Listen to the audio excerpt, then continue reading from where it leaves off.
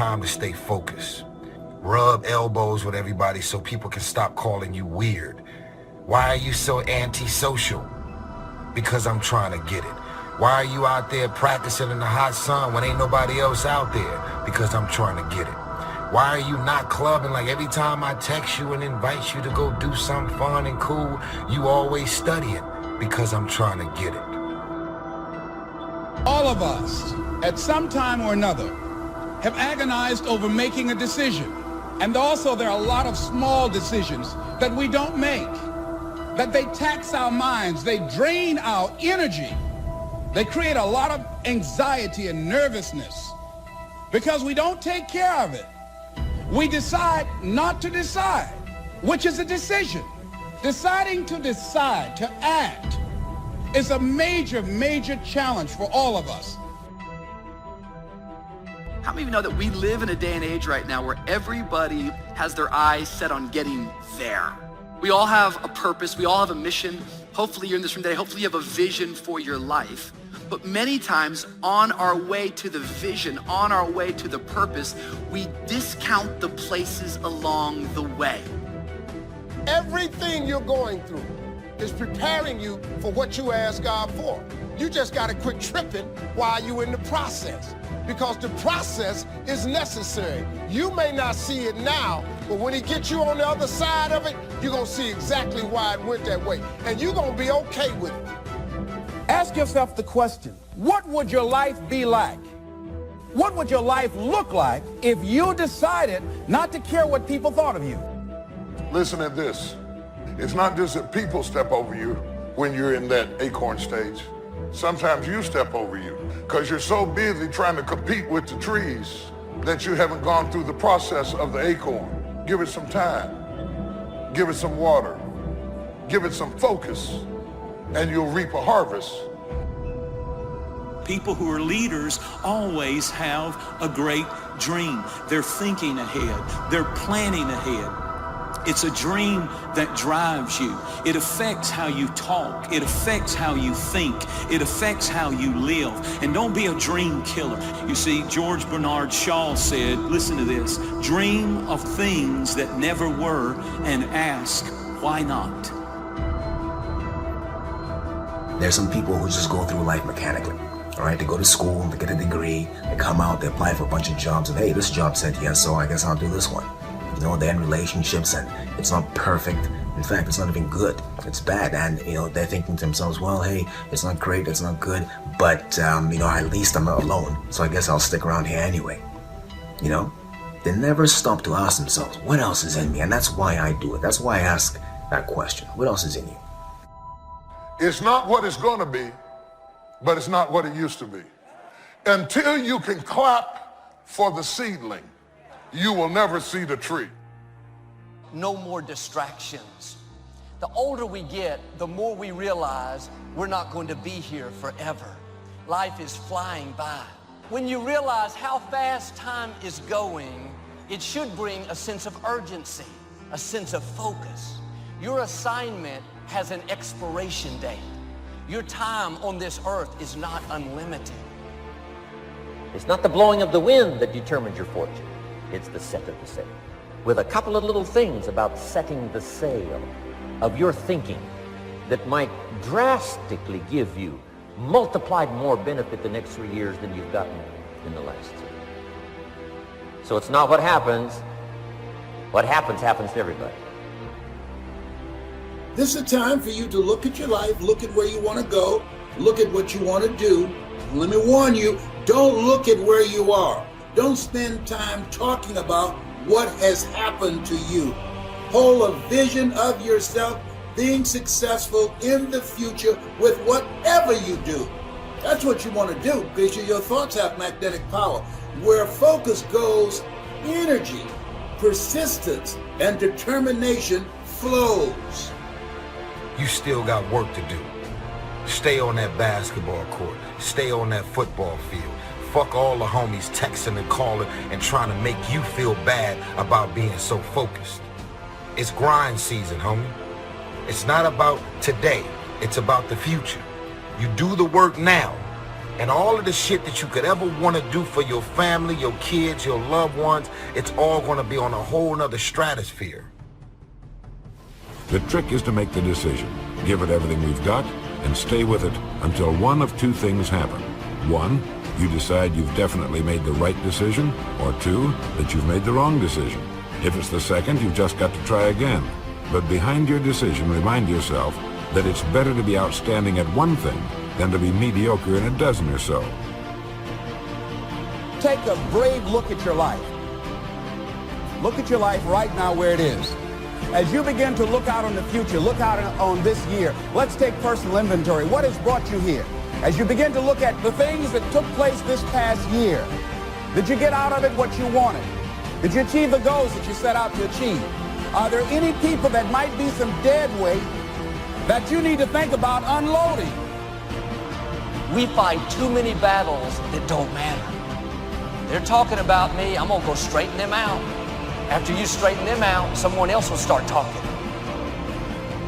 Nobody talks about people that aren't doing anything. Nobody tries to discredit someone that doesn't have any influence. The reason they're talking about you is because you're a difference maker. You're a world changer. Successful people use no's as a reason to come back stronger, to hit harder, all right, and to be more creative. That's what they do with it. That's why they come back harder, because they've heard a bunch of no's. The people who admire, who you look up to, who you've heard about, a lot of these people have heard no's multiple times, and they've had to come back and reinvent themselves and discover new energy. That's the value of a no. It opens up more doors than yeses. You have to find a dream that's so big that it overwhelms all of your fears and causes you to never give up. Now, you're going to think about quitting no matter what you do. I mean, I've thought about it many times, but I always dreamed of buying my mother and father a real house. So the key is part-time. The magic and the attraction of part-time gives you a classic invitation for somebody to listen to what you're doing that's changing your life. And it's not just necessarily the money that changes your life. It's what you do with the money. It's the change of lifestyle. So it's critical that you upgrade identity with your new visions and goals. You need to stop what's no longer needed. In other words, there were behaviors and thoughts you've had in the past that were needed to produce the results you currently have. But you need to stop what's no longer needed. Maybe you're continuing a behavior in your life that's no longer needed, or a worry that at one time was needed but no longer is. You can live a larger life. Don't just focus on what's going on now. Don't focus on what you have lost. Don't focus on you've lost your job or been evicted or been foreclosed on. Focus on where you are going. To a new life, that God is going to do a new thing with you. How? I don't know. How is none of your business. You do what you can do, God will do what you can't do. Change the thoughts, beliefs, concepts, and value we hold to ourselves.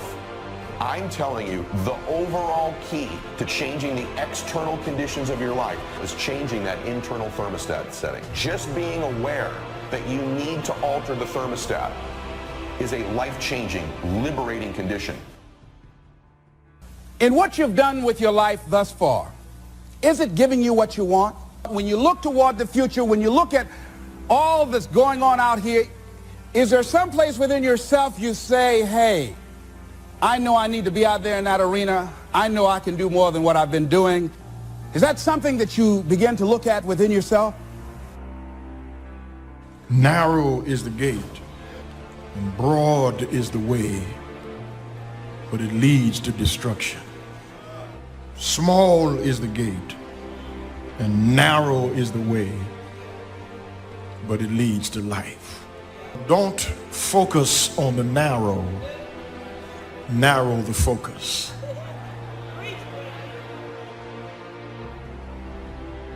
What I discovered about focusing in on a goal, that the moment that you focus in on what you want to do, that's when you begin to have energy to do it. A distracted person lacks energy. And when they get to the thing they need to be focusing in on, they don't have the energy to give. We need to face the fact that in the world of tomorrow, jobs as we know them today will be radically different or eliminated entirely. So then, what can we do about it? We can learn. If we refuse to learn, if we insist upon acting like machines, we will find ourselves idle tomorrow. Learn to work with the people who deserve it, not the people who need it. You must be like life itself, respond to deserve, not to need. It doesn't say if you need a harvest, you'll have a harvest. It's not what it says. It says if you plant, chances are good you'll have a harvest. If you plant, you will reap. Not if you need, you will reap. There are people who won't help you because they know too much about you. And that vision they have of you, they can't see you doing better. They can't see you achieving and living a larger life. And that's okay. Don't try and convince them. That's a full-time job, convincing yourself. Somebody asked me, what's the most difficult thing that you've done? I said, the most difficult thing I've ever done, and it took me years to do it, was to believe that I could do it. Regulating your sleep and your breakfast eating habits in particular can be a very effective way of regulating your mood and increasing your capacity to concentrate. Regulate your habits. Try to get up at approximately the same time each morning. Your circadian rhythms operate more fluidly and your mood is likely to be regulated better if there's islands of stability in your daily routines.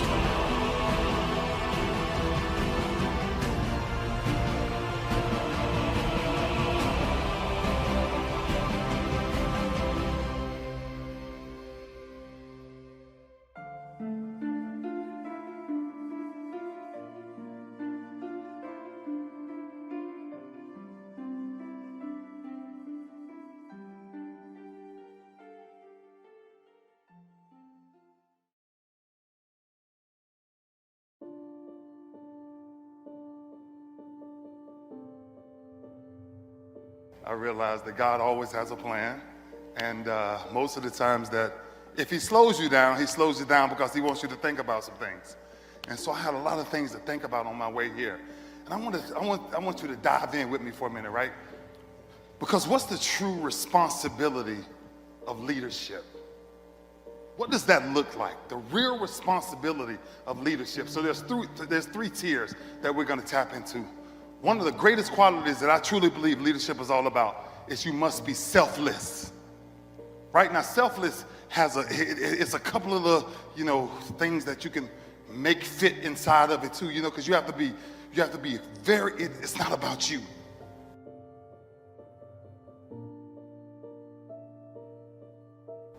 It's not about you. It's not about you. It's not about me. It's about we. How do we make this happen?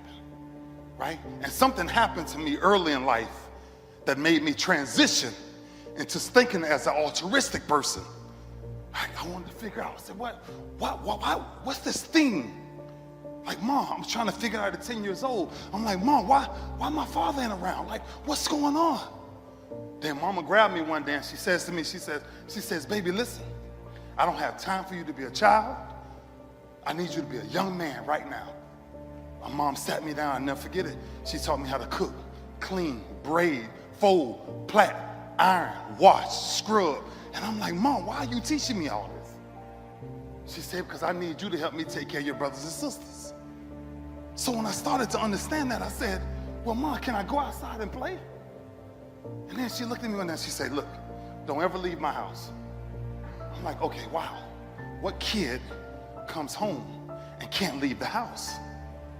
So then I started to become a very selfless person because the only thing that mattered to me at that point in time was my brothers and sisters.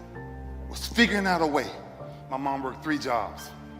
My mom was never home. My mom made it to 1985, my first football game ever, and she never made it to another one my entire career. So I became this person. I became this power that said, okay, Mama can't do it. daddy ain't here, so it's up to me. So as a leader, very early, did I understand it then? Absolutely not. But did I understand what mama said? Mama said, I need you not to be a kid, but to understand the roles of a young man. Our kids now.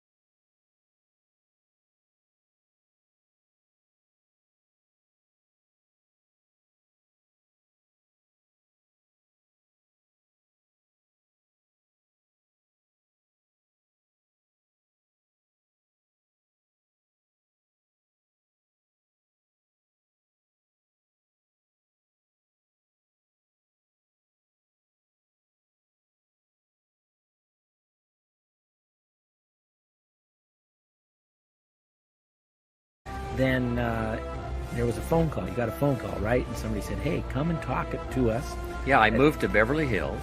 Because that's what you should do when you become successful. Yeah, right? When I get there, a friend of mine said, you've got to come and tell your story to my service club. You belong to the Rotary.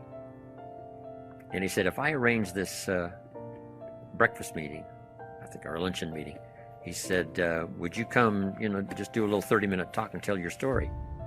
And he said, we'll call it Idaho Farm Boy Makes It to Beverly Hills. I said, okay, suits me. So I did this little talk, and evidently they enjoyed it. Before the day was over, I got a couple more invitations. You got to come talk to our service club, tell that same story, share those same ideas. That started me thinking about, really becoming involved in teaching and training. I'd done a lot of training and inspiring in my own entrepreneurial organizations, but not for the public. So I started doing these little talks for service clubs, and once in a while a high school class, college class, enjoying it very much. Then one day a man said to me, I've heard your talk now 2 or 3 times, and I've got this little company going. And he said, if you would come make a presentation, I'd be happy to pay you. And I thought, incredible. There's a job. Yeah. Could I really share my story and get paid? He said, I'll be happy to do it. Wow. So I did that. Then that led to another one and another one. Then later on, the idea occurred, why not have some representatives out selling tickets to come and hear a public seminar. Yeah. And we finally put that together. And that was, all those many, many years ago. What was the culture like back then when you guys were out barnstorming America and really developing the whole personal development culture that now is so prominent in America? What was that like? It was exciting. Of course, I gave it all away. You know, all of those speeches I did Yeah. in colleges, high schools, and for service clubs and so on, that was all free. Then when somebody offered to pay me, that put a whole new look on it. And then I began this process of creating something valuable enough to where someone would buy a ticket and go and listen. And those were exciting days. The first one I did for pay, I think I had about 45 or 50 participants that bought tickets. A lot of them were friends of mine that I'm sure bought because they were friends of mine, but there were some others that, you know, legitimately bought at the Beverly Hilton Hotel in Beverly Hills. And that first public seminar for people buying tickets, I think, was 1961 or 62. Developed to where I am now, traveling the world and telling my story and still sharing ideas. But it was a fantastic time. And I got my bag and I see my auntie answer the phone. She said, Inky, it's this coach on the phone. He want to talk to you. I said, is a basketball coach? She said, no, he's a new football coach at Crim. I'm like, all right, I'll give him a couple minutes. I get on the phone with him. He said, what you up to, man? I said, nothing, heading to basketball practice. He said, oh, you had the basketball practice? I said, yeah, man. He said, you don't want to play football no more? I said, no, I'm done with football. I said, I'm going to the NBA, be a point guard. He said, oh, I want you to go look on NBA rosters and see how many 5'9" point guards you see. Then he said, I want you to look on NFL rosters and tell me how many cornerbacks you see. That's 5'9", and you called me back. I went and worked out, ran a 40, did agility drills. We're walking off the field. He says to me, son, what college do you want to go to? I said, man, I just want to go D1. He said, no, you didn't hear me. What college do you want to go to? I said, man, I just want to go D1. He said, no, you didn't hear me. He said, what I'm trying to tell you is I'm willing to fight for you. Do you want it? He said, I know you're a warrior, but you got a warrior beside you. I'm willing to go just as far as you're willing to go. Do you want it? He said, or do you want to stay in that 2-bedroom home with 14 people? I just need to know, are you willing to fight for what you said you wanted? I said, I'm on board. Let's go. He said, if we go 1-9, I just need to know you're going to show up and give me everything you got. And if you show up and give me everything you got, I'm going to show up and I'm going to give you everything I got. So when I got my scholarship to Tennessee, the first person I went to was my high school coach. I grabbed him, I hugged him, I kissed him and told him I loved him. Coaches at every phase of my life, I was never anything special. I was always a kid that wanted to do well. I was always a kid that tried to stay out of trouble. I was always a kid that treated people right. But at every phase of my life, I had amazing people that came in and saw something in me when I couldn't see it in myself, and I knew they cared beyond anything else. In my first meeting with my host, they said, Inky, what's your plan? I said, man, I just want to come here, play about 3 years, and go to the NFL. They said, all right, that sounds cool. They said, have you ever been to a sorority party? I said, no, I've never been. They said, man, we'll take you to a sorority party tonight. Like, we're going to be cool, jamming. I said, cool. I said, can you take me to the Marriott? He said, yeah, I'll take you to the Marriott. Go up to the Marriott, I'm getting out of the car. I said, man, I'll catch you tomorrow. He said, man, are you sick? Like I told you, you got to go to this party. I said, no, brother, I'm not sick. I said, this is my first time being in the room with my own bed, and it's a king size at that. I said, bump that sorority party.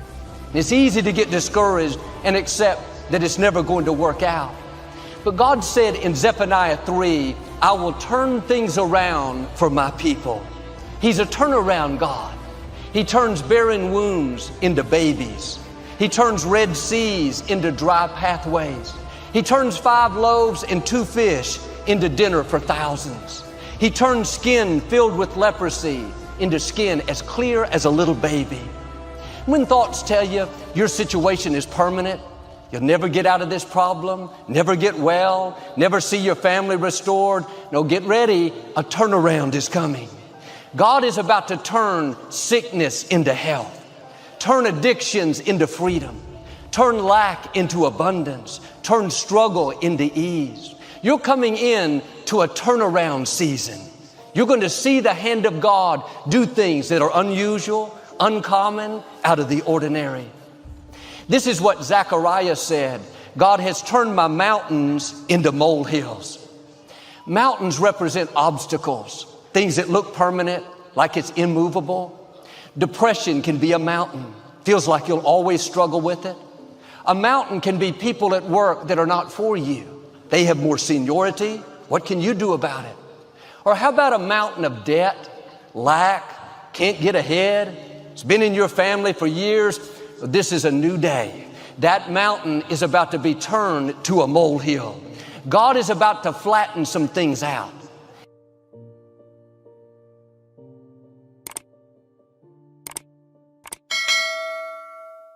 Life is hard. See, it's hard when you are 49 years old, been working on a job for 17 years, and they come in and tell you you're finished and give you 1 week severance pay. And you got to start all over again. It's hard when you're married and raising children and your children are crawling and your husband dies unexpectedly. It's hard handling just the tragedies of life. It's hard when you're working on something and you put everything you have in it and it doesn't work out. You lose your money and other people's money. It's hard. The fact that many people become discouraged when they use affirmations, they listen to tapes, they read books, they do all of the things that are required of them to develop their consciousness, and things still don't happen. They affirm, I can do it, yes I can, and yes I will. I'm blessed and highly favored, and nothing happens, and they become frustrated. They become discouraged and disillusioned, and they quit. I had like $106 in the bank, and I had to sell my dog, and things were not looking very, very good. My $40 car had just blown up, so I was taking a bus to work. I had no film history, no real film knowledge. I was just working. So often I had gone to fight films or sporting films. Yes, we're going to go out there, we're going to knock them out, you're going to win. I said, no, I'm not going to win. I'm going to get destroyed. If I can just be lucid, if I can still be standing on my feet, you know what, then life isn't so bad. And I think at the very end of our lives, if we can still say, you know, we were never humbled, we were knocked down, but we got up, and I can say, I lived life with integrity, and I took all the blows, and I still prevailed, then you feel as though you're invincible. You can take all that life has to dish out. Life is going to happen.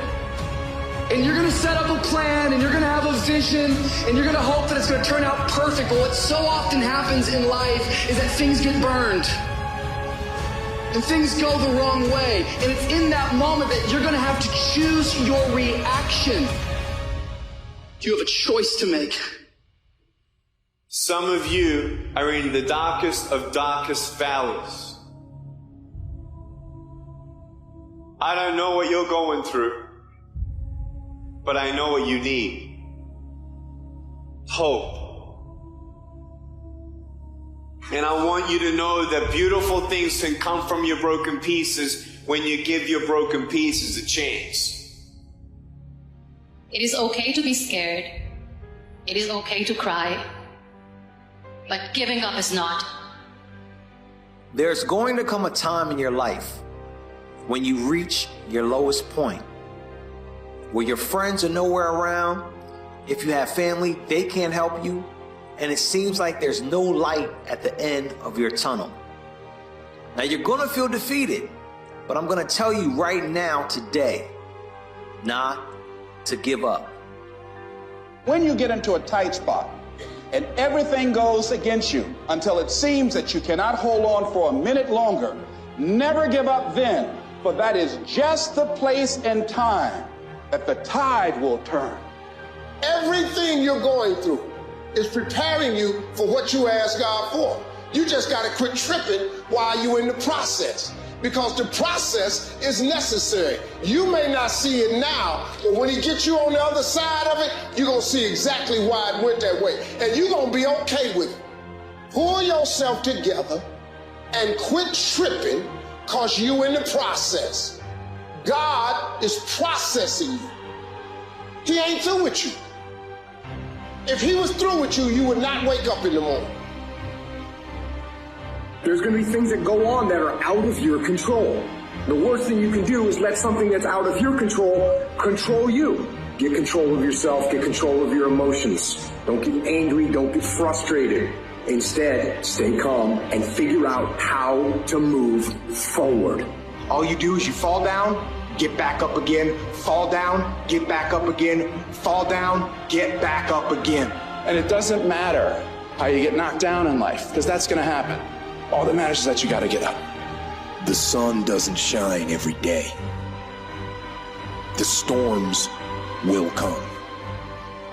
There will be times when the darkness seems to consume everything.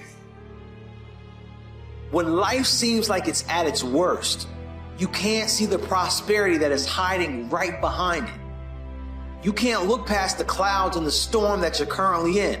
Well, you and I both know that whenever a storm is over, the sun always comes out.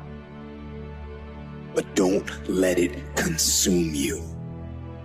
Even in the darkest times, even in the strongest storms, even when the sun is blotted out and the world is falling apart, the darkness cannot extinguish your light. No matter what is happening, no matter how hard the fight is, as long as you keep fighting, you win. Your hardships, your challenges, your situation will either be the reason you don't make it, or it will be the story you tell when you do make it, and you get to make that choice. Only surrender is defeat. Only quitting is the end. Fight on. It is time for you to fight harder, to dig in, to go on the warpath, to assess what the problems are and decide which one you are going to attack first. Then, attack. It won't be easy. In fact, it will be hard.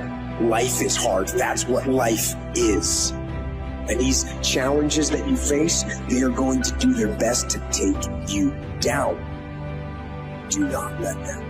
I don't care if you have to inch your way day by day. Even if you have to get down and it hurts and it's hard and nobody can see what you're really going through. If you don't quit, the pit will become your platform. I'm telling somebody right now, your lowest moment will be the place of your greatest testimony. I don't care how dark it looks for you. I don't care what they done said to you. I don't care what the verdict is. I don't care what the haters say. It ain't over. No matter what happens to you, it ain't over. Ain't no such a thing as over.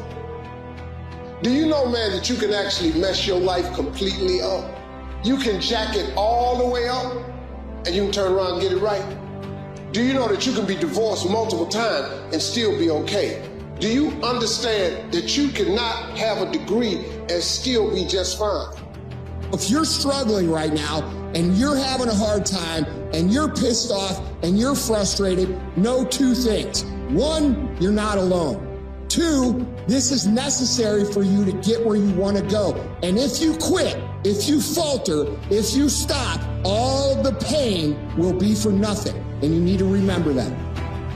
When you feel like giving up, don't.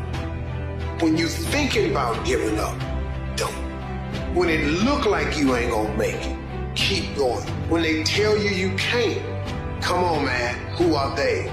When they tell you to put all your stuff back on your desk, don't do that, man. Don't do that. When they tell you you're not gonna make it, don't believe them, man. Don't believe them. You got to be relentless. You're not a manager of your life. You're a creator of your life, or you wouldn't be in this room. How do you create your life? You get hungry for something, don't you? You decided there's something you wanted so bad that you unleashed all your desire. You became obsessed with it. If there's something you once envisioned and now it's real, it's because you didn't just envision it, you brought so much emotion to it that now it's in your life. It was once a dream, it was once a goal, and now it's in your life. Wherever focus goes, energy flows. Line up those problems, confront them, face them, fight them. Do not let them win. And you keep fighting no matter what. And you never quit. never, never quit. I want to say to you, get up. Your future is brighter than your past. Get up. Your ladder is greater than your former. I want to say to every person in this room, get up, because the best is still yet to come.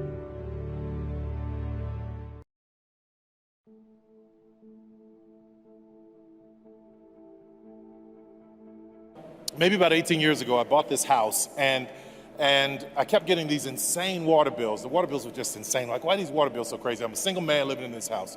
Anyway, my neighbor told me I needed to dig a well.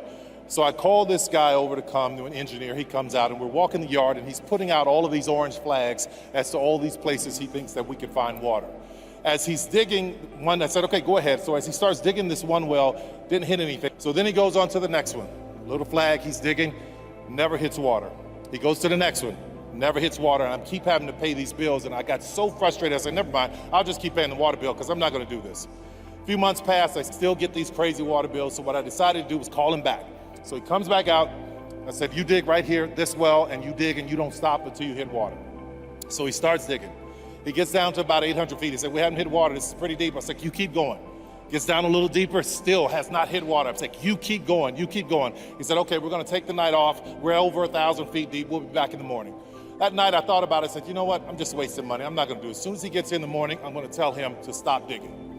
That morning he comes out, he starts the machine, I'm on my way down to him, the machine starts. He was 4 inches away from the water that I needed. Why am I telling you all this? Why am I talking about digging for water? In this world, we're all digging wells. In our lives, we're digging wells. We're digging wells in relationships where we put all this time and effort and energy, and sometimes it doesn't give us what we need. We put all our time and effort and energy in our dreams and our business, and it doesn't give us what we need or what we were after. But if you just keep digging, my God, if you could just hear me right now, just keep digging. You may be 4 inches away from every gift and every blessing that you've ever wanted in your life. Had I given up, when I was homeless, when I was sleeping in my car, when I was hungry, had I given up, these people that you see on this screen right now would not be a part of my dream. There are people who are tied into your dream and your destiny, and you are worthy of getting to your goal. Keep digging. Don't stop. When I first started telling jokes, I made $25 a night. The first year in comedy, I made $3,000. The third year, I made about $7,200. I became homeless. I lived in a car for 3 years because I wasn't making enough money. But guess what? I kept telling them $25 jokes till they started paying me $250 a night. I kept telling them $25,000 jokes till they started paying me $75,000 a night. Them the same $25 jokes. They ain't nothing but English. I just kept repetition over and over and over, and keep praying about it. I kept praying about it. I kept leaning on my mama. She said, he didn't bring you this far to leave you. You know, I could have gave up a long time ago. I just kept fighting. God is gonna come through and do what he say he gonna do, but it all happens at an appointed time. But you have to stay in faith for the appointed time to happen for you. I've been wanting to be on TV since I was 10 years old. You know how old I was before I got on TV? 38. 28 years after I wrote it on the paper. I want to be on TV. It took me 28 years to get on TV. But it happened at an appointed time. I just never gave up the faith. I kept going because I didn't know how to quit. Because I know if I quit, it cannot happen. But if you stay with it, you have no idea what can happen for you. Now, how do you hang in there during the hard, difficult times? You must have faith. You've got to believe in your abilities, your ideas, unquestionably. You've got to have faith, and that faith gives you patience. A lot of things are going to happen that will catch you off guard. And so therefore, you've got to deal with and handle it as it comes. You've got to keep moving and keep plugging away. So how long you been working on this? And you have nothing to show. This is all you got to show. People gonna do that to you. And some people, ladies and gentlemen, they stop. You got to keep on watering your dream. And when it began to happen, they stopped laughing. They said, look, Hey, man, you know, I know you could do it. Look, you got a job here. See, during those hard times, when you failed and things didn't work out, they were nowhere to be found. When you're working at your dream, somebody said the harder the battle, the sweeter the victory. See, when it's hard and there's a struggle, see, what you become in the process is more important than the dream. The kind of person you become, the courage that you develop, the faith that you're manifesting. You knew it was hard, but you did it hard. If you're going to fulfill your destiny, you have to have a made-up mind that no matter what comes against you, no matter how many times you get knocked down, you are not going to stay down. You're going to keep pressing forward, looking for your next victory. The people that succeed are not necessarily the most talented, they are the most determined. When they fail, they don't see that as final. They learn from it and try again. And in life, there's always something coming against us. Disappointments, unfair situations. Too many people just give up and think, well, it just wasn't meant to be. No, if you're going to experience God's best, you have to have a warrior mentality. Your attitude should be, if I have to stand in faith my whole lifetime, I am not going to give up on what God has put in my heart. God did not create us to give up when it gets hard. The right spirit is to say, yes, I'm having some big challenges, but I know I serve a big God. But some of you today, you've allowed your circumstances to push you down. Now you're tempted to give up on what God's placed in your heart. But I'm asking you to dig your heels in and say, no, I will not give up on my dreams. I will not give up because somebody did me wrong. I will not give up because it's taken longer than I thought. I'm going to become everything God's created me to be, and I'm going to have everything God intended for me to have. As long as God has given me breath to breathe, I'm going to keep pressing forward, believing for His very best. I don't understand why this has happened to me.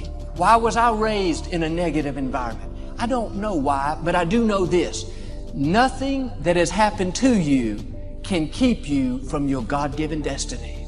You can take the hand you've been dealt and win with it. God would not have allowed it unless He had a divine purpose. And if you will shake off the self-pity, then God will not only bring you out, but He's promised He will bring you out better off than you were before. I have a friend that's had cancer 3 times. I've never once seen him down and defeated. He has this never say die attitude. He's not focused just on what medical science says. He's focused on what God says. His attitude is, this too shall pass. It's not permanent. It's only temporary. Sickness cannot stay in my body. I'm a temple of the Most High God. He has this holy determination. No matter how long it's taken, he's unshakable, immovable. He's got a made-up mind. Most people, while they're waiting to take the treatment, they just relax, take it easy to get prepared. Not this young man. Every day he'd go out and work out, run. All the while he was envisioning himself healthy and whole. And today he's totally healthy and whole, completely cancer-free. You've got to have a never say die attitude. There may be some bumps along the way.